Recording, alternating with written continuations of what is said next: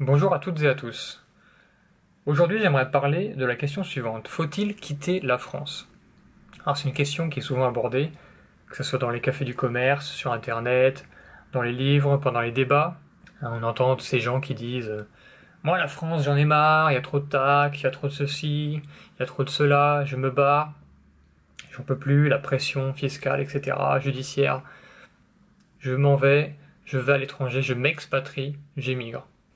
Alors c'est une question assez complexe, et notamment parce qu'elle fait beaucoup appel au sentiment de chacun et à l'histoire de chacun. C'est quelque part quand on part de son pays natal, surtout quand nos ancêtres y sont, c'est un peu un pied de nez à toute notre histoire, et ça implique de faire une croix sur ce qu'on est pour se transformer en autre chose. Donc c'est pour ça qu'il y a souvent des réactions assez violente, que ce soit pour le oui ou pour le non, c'est toujours assez polarisé. Donc j'aimerais, avec cette vidéo, remettre d'analyse froide dans ce choix-là, qui est un choix de vie, certes, un choix d'identité, mais qui est aussi un choix de survie. Puisqu'on va le voir, il y a énormément de crises qui sont en cours dans le monde et qui vont éclater, ce n'est qu'une question de temps, et la France est en première position pour subir les conséquences de ces crises. Alors ma première remarque, ce serait de dire que déjà un départ de France, ce n'est pas définitif. C'est-à-dire que c'est pas parce que vous décidez d'aller vivre en quelques mois à l'étranger que vous allez pour autant devoir faire une croix sur toute votre vie. Certes, il va y avoir un trou dans votre CV, vous allez peut-être perdre quelques amis, mais si vous avez des bons amis, vous allez pouvoir y retrouver très rapidement, et si vous savez justifier dans votre CV ce que vous avez fait, par exemple si vous avez appris une langue, ça passera tout seul, quoi. Ça ne va pas vous empêcher de reconstruire une vie après en France. Et je dis ça parce que le voyage et vraiment s'installer dans un endroit et vivre pendant plusieurs mois reste leur meilleur moyen de déterminer si vous êtes fait ou pas pour la vie à l'étranger. Parce qu'à la fin, certes, je vais vous lister beaucoup de critères comme ça qui sont un peu qui sont souvent même très éloignés de nous, c'est-à-dire qu'on n'a pas de prise sur toutes ces crises, mais quand on part à l'étranger, on ressent des choses qu'on n'aurait pas pu ressentir avec cette analyse. Donc peut-être que vous vous dites c'est très bien de partir, mais au final vous allez revenir parce que vous ne supportez pas la vie à l'étranger. Donc j'aimerais commencer par faire un rappel des crises globales qui sont en cours et qui vont donc éclater. La première, c'est la crise énergétique. Nous utilisons beaucoup trop de pétrole, beaucoup trop de produits, et notamment les énergies fossiles, pour notre vie quotidienne. Que ce soit pour l'agriculture, que ce soit pour la construction de nos maisons, que ce soit pour le transport, pour la production de nourriture, que ce soit pour toutes nos activités, on a une consommation de calories par personne qui est beaucoup trop élevée. Je vous renvoie aux chiffres de consommation de pétrole par habitant. C'est du jamais vu dans l'histoire de l'humanité, une société qui utilise autant d'énergie. Voilà, on utilise quasiment autant d'énergie fossile pour produire de la nourriture que ce qu'on en obtient. Donc si on obtient 100 calories de nourriture, c'est qu'on a dépensé environ 100 calories d'énergie fossile dans tout process compris, transport, etc. Emballage. Donc c'est un modèle profondément non viable, étant donné que les énergies fossiles sont finies. Donc c'est assez simple à envisager. Autre crise, le défi agricole, donc en partie certes lié à la fin d'énergie, mais aussi lié à la surpopulation, aussi lié à la défertilisation des sols, à la désertification. On a aussi les phénomènes donc de sécheresse. Autre crise, tout ce qui est en rapport à l'économie. On sait que les dettes qui sont contractées par les États actuellement ne sont pas remboursables. Regardez la dette des États-Unis depuis la fin de la Seconde Guerre mondiale. C'est une courbe en exponentielle. Et tous les ans, toutes les quelques années, le Congrès américain est obligé de relever le plafond de la dette parce qu'ils ne peuvent pas faire autrement. Et en France, c'est pareil, on n'arrive pas à inverser la courbe de la dette, et énormément de pays sont dans ce cas-là. Donc forcément, à un moment ou à un autre, il va y avoir, quelque chose va se passer. Alors, je ne sais pas du tout si ça va être sur le modèle de 1929, si ça va être sur le modèle argentin en 2001, si ça va être une spoliation des pays, si ça... Je sais pas. Mais il va forcément se passer quelque chose. Ce n'est pas viable de financer des activités courantes, de financer la police, de financer l'éducation en s'endettant. C'est profondément malsain. Autre crise globale, pardon, les migrations. Donc évidemment, là, un peu en partie le résultat de tout ce que j'ai dit précédemment, c'est-à-dire que vous avez des pays qui vont voir leur population doubler d'ici 2050, et ces pays ne peuvent déjà pas fournir à leurs habitants un niveau de vie suffisant, qui fait que les habitants sont obligés d'émigrer pour aller survivre ailleurs. Donc sachant que leur population va augmenter, il va encore y avoir plus de personnes qui vont être candidats à l'immigration. Et quand ils voient qu'ils sont accueillis très bien en Europe, mais ça veut dire qu'ils vont tous tenter leur chance. Donc ces phénomènes de migration vont évidemment entraîner des problèmes au niveau des services sociaux des pays qui accueillent, parce que vous ne pouvez pas accueillir plus de personnes que ce que le système peut financer, enfin en théorie. Et puis voilà, des problèmes au niveau de la relation entre les locaux et les arrivants. Donc tout ça sous fond de crise mondiale, de crise d'énergie, de crise de la dette. On peut très bien imaginer tous les problèmes qui vont être créés. Donc ça, c'est pour les crises globales, qui vont arriver à peu près partout, dont en France. Donc déjà par rapport à ces crises-là, si vous avez peur qu'il y ait une crise de la dette en France, sachez que ça va arriver ailleurs. Donc si vous déménagez pour retrouver la même situation ailleurs, quelque part, ça ne sert un peu à rien. Donc c'est pour ça que maintenant, je vais aborder les risques qui sont plus spécifiques à la France et qui, cela, pourraient vous influencer un peu plus. Il y a notamment la gestion du parc nucléaire. Comment va-t-on faire pour arrêter toutes les centrales s'il y a un nouveau Tchernobyl ou un nouveau Fukushima? Avec quel argent? Comment est-ce qu'on va remplacer ça? Comment est-ce qu'on va continuer l'entretien de ces centrales? On a aussi des tensions communautaires qui sont de plus en plus grandes et polarisées. Et on ne sait pas comment ces tensions pourraient finir. Est-ce qu'il va y avoir une séparation? Est-ce qu'il va y avoir une partition d'une partie du territoire?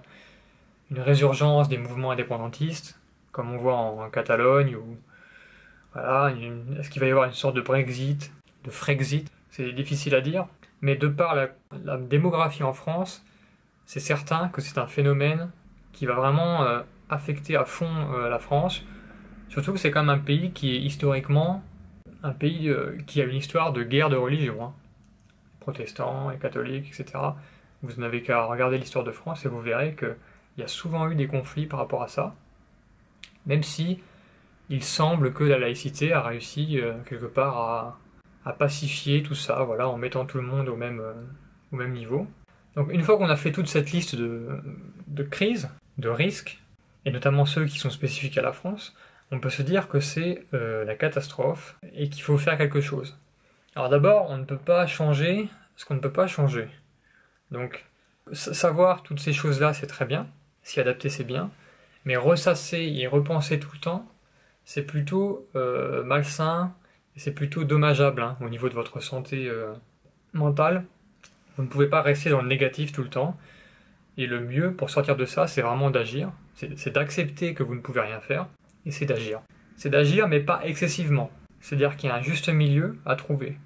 Et ce juste milieu, il est à la rencontre de deux émotions et de deux choix opposés qui sont paniquer et s'en foutre. Parce que les gens qui s'en foutent, qui sont là, non mais l'État va trouver une solution, on a trouvé des solutions, on a des idées, on va s'en sortir, ça ne me concerne pas, j'ai des factures à payer. Certes, mais si jamais le risque arrive, et si jamais quelque chose, une catastrophe arrive, n'importe laquelle, on a vu ce qui s'est passé à Saint-Martin, vous arrive dessus, vous aurez quand même des problèmes. Donc vous ne pouvez pas éluder comme ça des problèmes simplement parce que vous avez décidé que ça n'allait pas arriver. C'est une démarche assez basique au final, hein, de s'interroger sur quels sont les risques et d'essayer d'y trouver une solution. Et donc il ne s'agit pas de religion, il ne s'agit pas de se dire ah non mais moi je suis au-dessus de tout ça parce que je suis un optimiste. Vous pouvez très bien être optimiste en vous préparant. A l'inverse, il ne faut pas non plus paniquer et se laisser déborder. Parce que c'est vrai qu'il y a beaucoup de crises, mais c'est aussi vrai que en général les pays arrivent toujours à trouver des solutions pour à peu près s'en sortir. Et que les gens essaient toujours de minimiser voilà, les impacts négatifs et prennent des décisions. Et là notamment je fais référence aux gens qui critiquent la société actuelle, les Français, en disant oui mais regardez tous ces gens-là, ils sont pas préparés, ils ont aucun stock chez eux, ils savent pas comment allumer un feu, la société est pourrie, voilà, tous les gens ont perdu la notion de survie. Alors j'aimerais préciser quand même que si vous habitez en France métropolitaine depuis la fin de la Seconde Guerre mondiale, vous n'avez pas eu tant besoin de ça que de stock de nourriture, que de stock d'eau. Certes, il y a eu des petites catastrophes locales, on a eu 99, etc., avec des jours sans électricité, mais combien de fois dans votre vie est-ce que vous avez eu besoin de plus de 2 ou 3 jours de stock de nourriture maximum? Moi jamais, alors certes je suis assez jeune, mais il n'y a pas beaucoup de gens qui ont eu des traumatismes comme ça. Et c'est logique, je dis pas que c'est comme ça que ça devrait être, mais c'est logique que les gens ne paniquent pas et n'essaient pas de constituer un stock de réserve, sachant qu'ils n'ont jamais rien connu de très dommageable. Parce que je vous garantis que si jamais demain vous avez une crise majeure qui met des gens à la rue, qui empêche la distribution de nourriture, eh bien les gens après ça se souviendront et commenceront à s'intéresser au stockage de nourriture, un petit peu au survivalisme, et prendre des actions correctives. Les gens qui font des stocks actuellement sont les gens qui sont les plus, dont le seuil de tolérance au risque est le plus bas possible. C'est-à-dire que simplement en apprenant une information et en la comprenant, eh bien ça leur suffit pour déclencher leur mode survival. Mais chacun de nous a un mode survival. C'est juste que le seuil est plus élevé. Donc il ne faut pas sous-estimer ces phénomènes comme ça, d'adaptation face au risque. Voilà, vous faites cambrioler une fois, évidemment vous n'avez rien prévu la première fois parce que vous pensiez que vous n'alliez jamais vous faire cambrioler. Suite à ça, il y a des gens qui déménagent, il y a des gens qui installent des caméras, et si vous vous faites encore cambrioler une fois, vous allez encore prendre des mesures supplémentaires. Donc faut pas penser qu'un risque en fait va arriver, une crise va arriver et que les gens vont en fait se laisser faire et se laisser emporter comme ça par un tsunami de problèmes.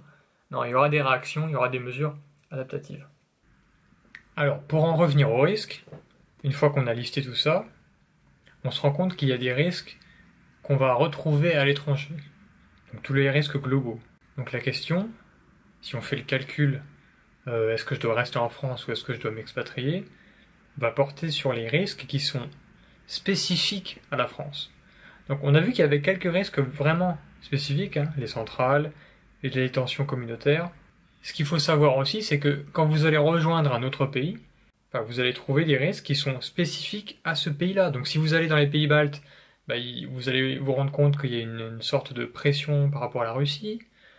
Si vous allez en Angleterre, vous allez avoir des risques notamment liés à l'approvisionnement, à l'autonomie alimentaire. Si vous allez en Espagne, vous allez avoir des risques de sécheresse encore plus importants. Donc la partie spécifique des risques qui ont attrait à la France, au final, chaque pays a sa propre dose. Donc vous n'allez pas forcément quitter la France pour retrouver seulement des risques globaux. Vous allez retrouver d'autres problèmes spécifiques. Et en plus, ces problèmes-là, vous n'allez pas forcément les comprendre au premier abord. Vous n'allez pas, parce que vous n'êtes pas dans la culture, vous n'êtes pas dans l'historicité du problème. Et donc ça va être plus difficile pour vous d'appréhender et de juger de la situation. Alors maintenant, on va parler de ce que vous allez perdre si vous partez de France. Déjà, vous allez perdre une part de votre identité, de votre culture, de votre manière de vivre, de votre qualité de vie, de vos habitudes. Vous allez devoir vous adapter à un nouveau système. ça va prendre du temps. Vous allez perdre un système social qui est, bien qu'il est déficitaire. Alors, on sait tous que voilà, les allocations chômage, les retraites, même le financement de l'éducation, ce sont des choses très fragiles actuellement, et on ne sait pas si elles seront encore là dans 10-20 ans. Mais pour l'instant, elles sont là. Donc autant en profiter. Vous n'êtes pas comme aux États-Unis où une fois que vous avez fini vos études, vous devez rembourser un prêt de dizaines de milliers de dollars. L'éducation en France reste très accessible. En plus, avec tous les systèmes de bourse, même quand on est plus pauvre, on peut accéder à une éducation. Vous allez quitter un territoire, et en particulier la France métropolitaine, qui est un territoire, je dirais, pour résumer, où il fait bon vivre. C'est-à-dire que vous n'avez pas de catastrophe de grande ampleur, vous n'avez pas de cyclone, d'ouragan, de tremblement de terre exceptionnels, vous n'avez pas de risque de tsunami, vous n'avez pas de mousson, vous n'avez pas de température trop extrême, vous n'avez pas trop d'humidité. Le climat français, et voilà, c'est cette bande en fait en Europe qui correspond à ces latitudes-là, est vraiment un climat assez agréable. Hein. C'est pas partout sur Terre que vous pouvez trouver voilà, un climat qui vous permette de sortir l'été correctement, ou même l'hiver. Vous n'avez pas des si grandes variations de température que ça, pas comme en Russie. Donc c'est un climat qui est vraiment recherché, et d'ailleurs c'est pour ça, sans doute, que la France est la première destination touristique au monde. Donc malgré que ça soit 60 millions d'habitants, environ 1% du monde, on est la première destination du monde. Donc il y a bien une raison pour laquelle les gens viennent là.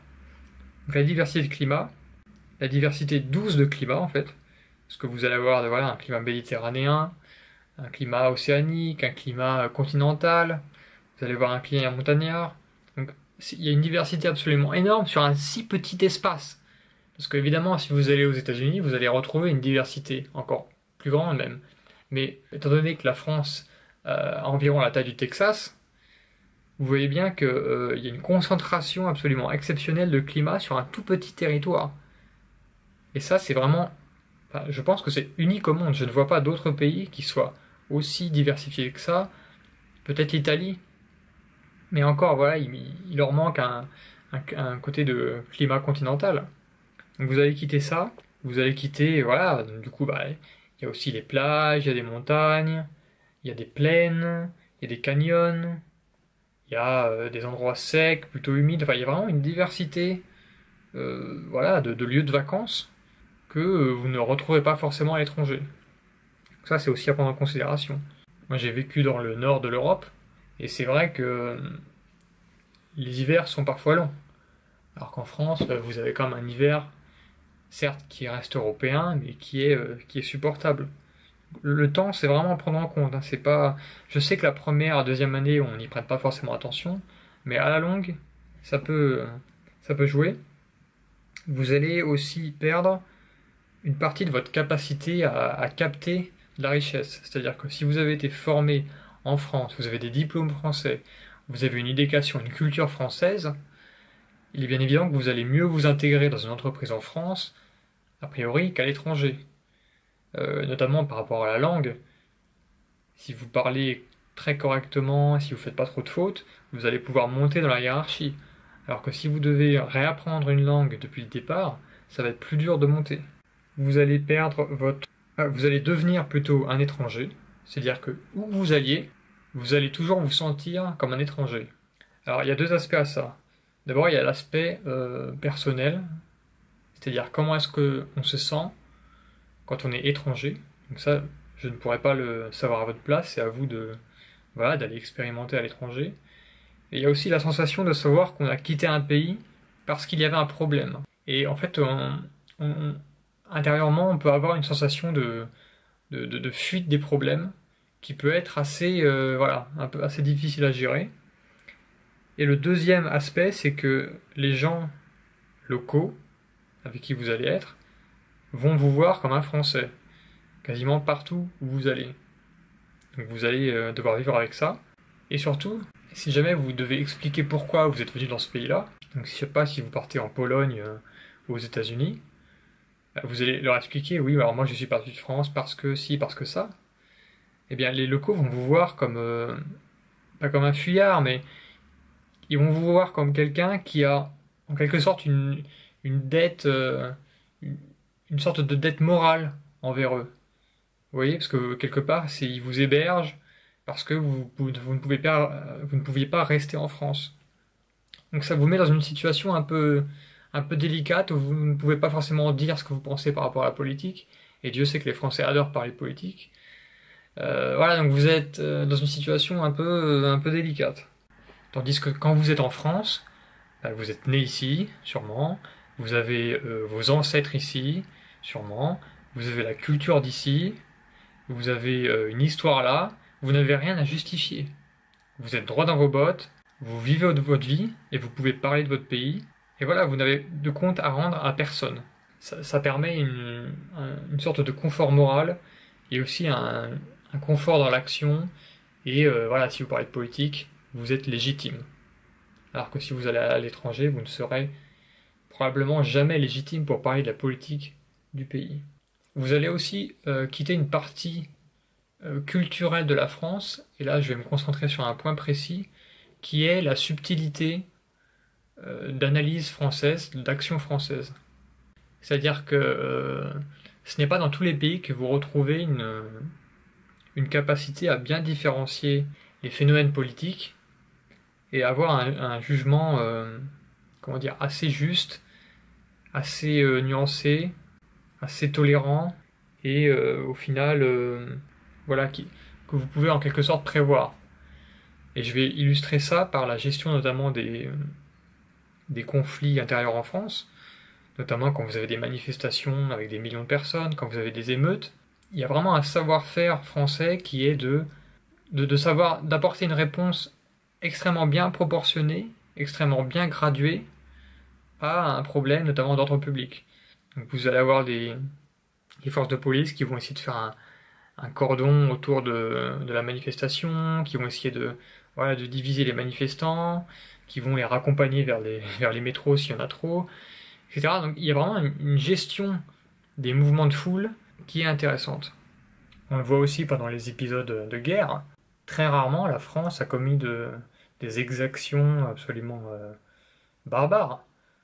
Je veux dire, c'est pas la France qui a été bombardée Hiroshima, Nagasaki, c'est pas la France qui a été épandre l'agent orange sur les forêts du Vietnam, c'est pas la France qui a été bombarder Dresde jusqu'à ce que ça soit un champ de ruines. Voilà, c'est pas la France qui a construit des camps. Quelque part, il y a vraiment voilà, une modération qui fait que probablement vous n'allez pas être victime de violences absolument terribles, comme on peut le voir dans d'autres pays. Le peuple français est aussi passionné de politique, hein, tout le temps, à toute heure, ça va parler de politique. Ce n'est pas quelque chose que vous retrouvez partout. Et c'est aussi un peuple qui est assez... C'est un peuple de résistants, c'est un peuple de bon sens, hein, notamment dans les campagnes, qui fait que voilà, il y a une sorte de difficulté à dompter le peuple totalement. Faire partie d'un groupe qui soit assez réactif, alors pas au début, comme je vous dis, c'est assez gradué. Il faut vraiment attendre un point bien spécifique, mais une fois qu'on a atteint ce point, en général, il y a une réaction. En quittant le pays, vous allez aussi quitter une des premières économies du monde. Vous allez quitter une puissance militaire qui a une force de dissuasion, ce que tous les pays n'ont pas.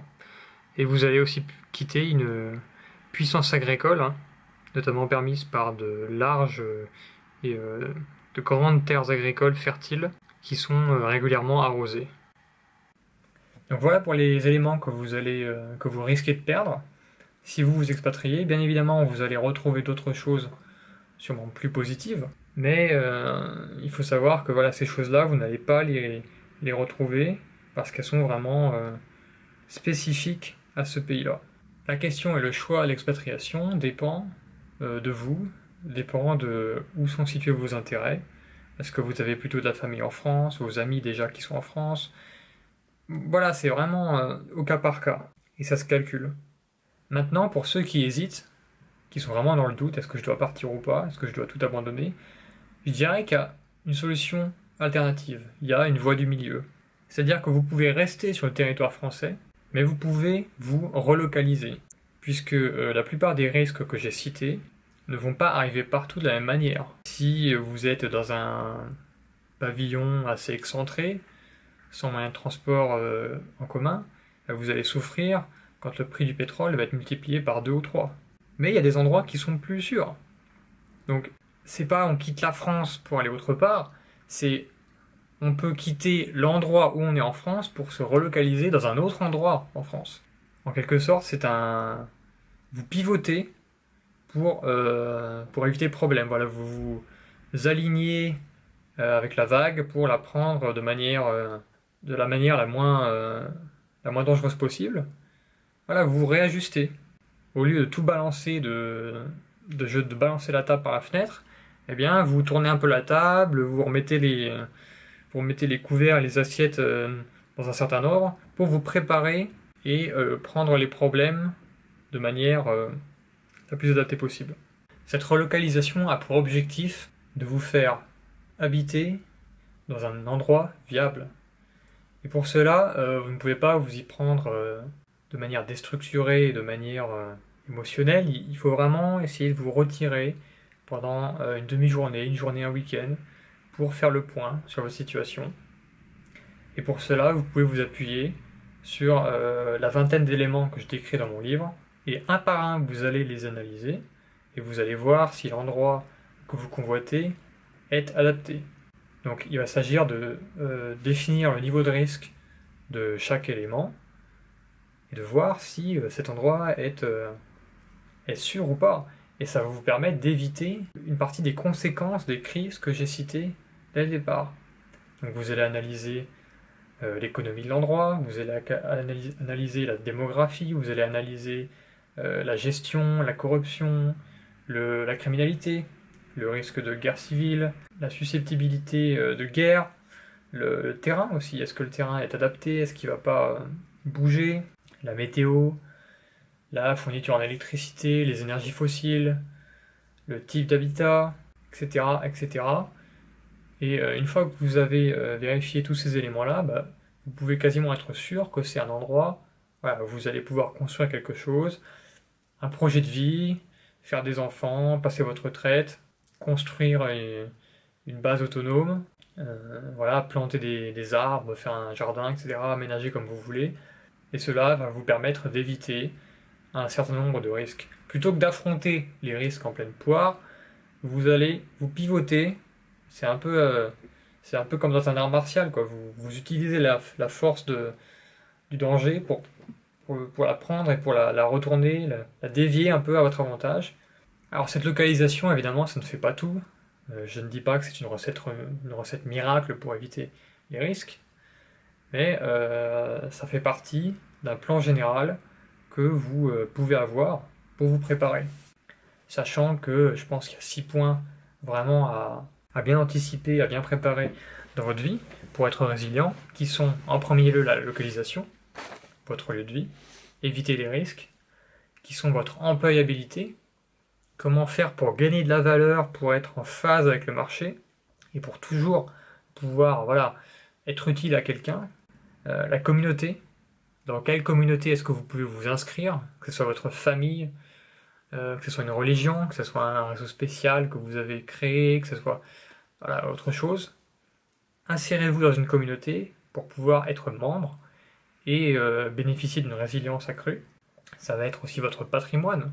Comment est-ce que vous allez protéger votre patrimoine? Comment est-ce que vous allez l'allouer? L'or, l'immobilier, l'épargne, à l'étranger ou pas, pour que en cas de crise, vous ayez toujours quelque chose et vous sauvegardiez une partie de votre patrimoine.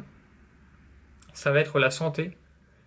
Comment est-ce que vous pouvez vous préparer physiquement et mentalement pour affronter au mieux des temps assez durs. Donc au niveau physique, ça va être pas que du sport, ça va être notamment des cures, des cures de détoxification pour vous permettre notamment d'affronter les périodes de famine, de jeûne, puisque actuellement, si vous avez des substances toxiques stockées dans vos cellules graisseuses, le jour où vous n'avez rien à manger, elles vont être relâchées tout en même temps. Ce qui fait que vous allez avoir un débordement de poison dans votre corps, tout simplement, qui peut vous endommager sérieusement. Donc, des jeûnes pour vous préparer sont très, très utiles. Hein. Vous préparez en fait à, à détruire vos réserves de graisse, à les reconstruire, à les détruire, à les reconstruire, à cette espèce de va-et-vient qui va vraiment vous nettoyer.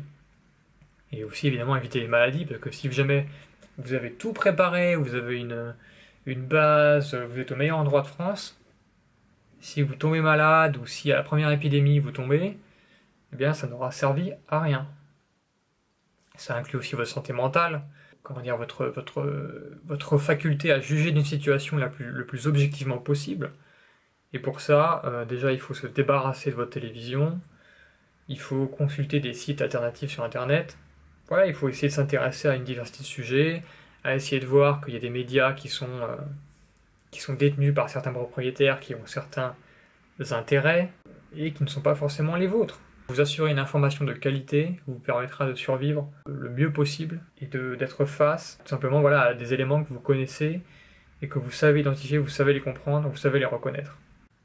Voilà, donc pour conclure, je dirais qu'il ne faut pas forcément quitter la France, mais il faut en tout cas quitter les endroits à risque. Et pour cela, eh bien, il faut évaluer la viabilité des endroits. Si vous avez un commentaire à faire, n'hésitez pas à l'écrire sous la vidéo. Si vous avez une expérience à partager, notamment une expatriation, qu'elle soit réussie ou pas, n'hésitez pas à nous en faire part. Quant à moi, je vous dis à la prochaine. Ciao.